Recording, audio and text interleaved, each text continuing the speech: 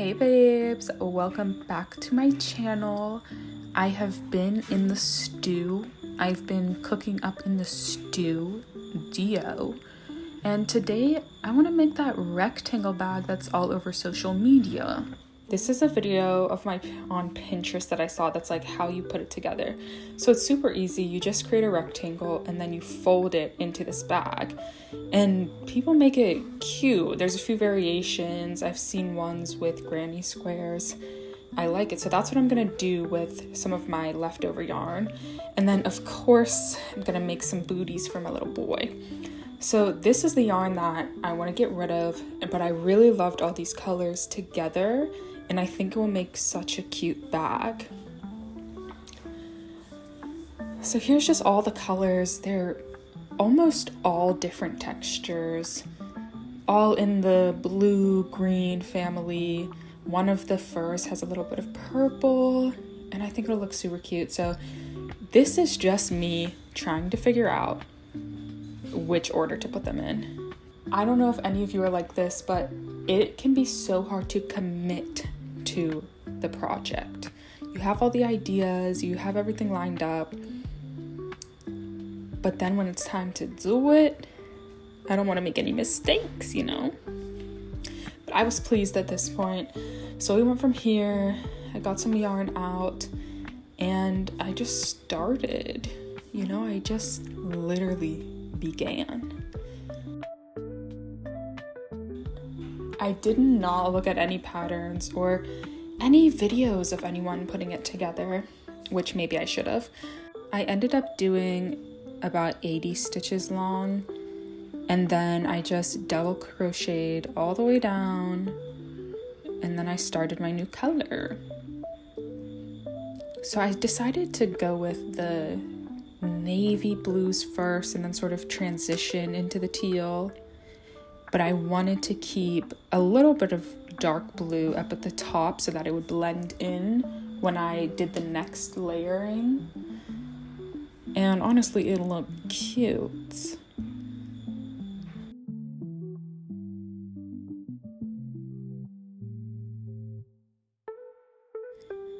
Once I finished my first row of this navy blue, I was pleased, but I realized it was going to be way shorter than I expected, and I actually did not know how many rows I would need, so I just kind of trusted the process, you know?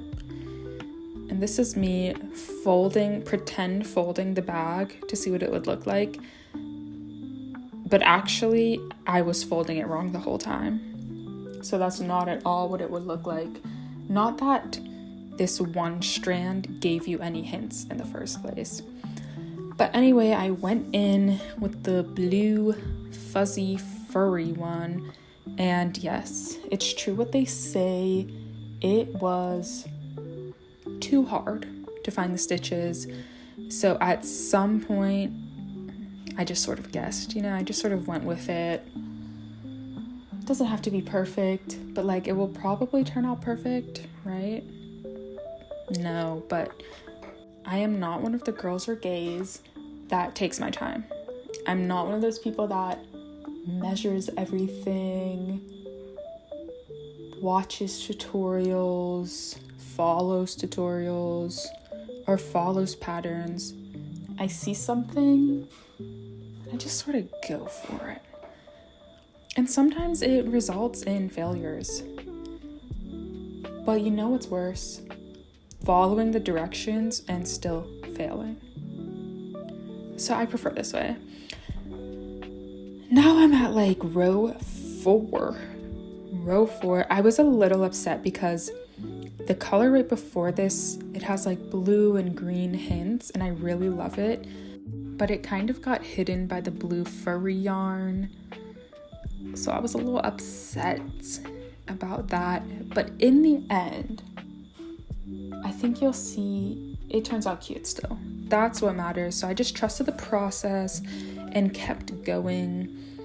And this blue color, I liked how it was lightening it up a bit. I don't usually wear a lot of dark colors, so I was interested to see how this would turn out. And then at this point, I wasn't sure. So I had done almost all the colors except for 2. but I wasn't sure if I got the colors layout correct. It felt like something was missing, so I tried to figure some stuff out. But in the end, I followed my gut, I followed my intuition, and here's the final product, babe. Stunning. Stunner. I love. It's giving Oceana, it's giving aquamarine. I love her so bad. I love her so bad. She is a beautiful baddie, and she will be making appearances in my wardrobe multiple times, especially in the next month. She'll just be all up in there. Love her. And now, of course, it's on to my treat for my puppy, Nico. And yes, he is 14 years old, but he is still my puppy. It is snowing like nobody's business where I'm at, and Nico, look at him. Look at him. He even came to interrupt the video. But anyway, he is sensitive. His feet get all cold, even though he's grown up in the snow for like 12 years. This year he decided to be a little sensitive boy. So I made him these two, and he was marching around in them, strutting throughout the house. But I needed to make two for his back legs. So that's what I'm doing right now to get the complete and full set. I have been crocheting for like 12 years off and on. And when I mean off and on, I mean like 4 years off. And for some reason, I've recently just gotten to a big kick, but I could not get this magic circle to work out. And usually I find them pretty simple. But anyway, after a while, I got it going, and I'm not really following a pattern. I'm just sort of following what I did for the other two, which also did not follow a pattern. But I'm just going to compare what I'm doing on these ones to the finished project, just to make sure it's about the same size.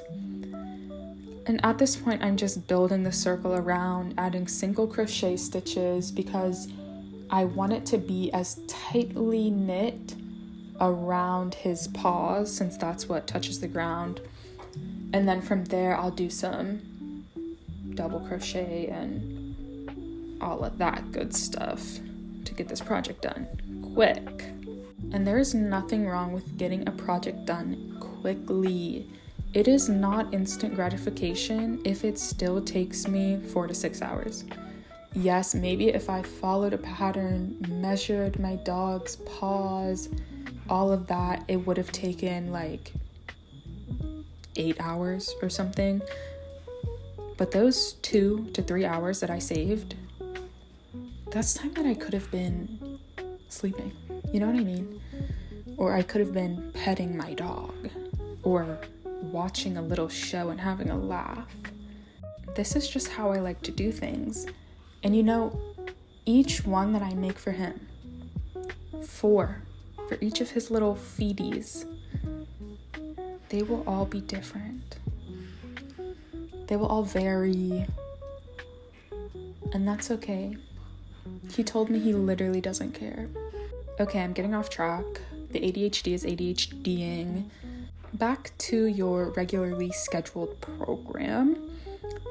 I am moving up in the world. I had gotten about 5 rows of single crochet, and those single crochet, they really take a minute, but you can see the paw start to form. So at this point, I'm just increasing it a bunch so that it fits over his leg and it's not too tight.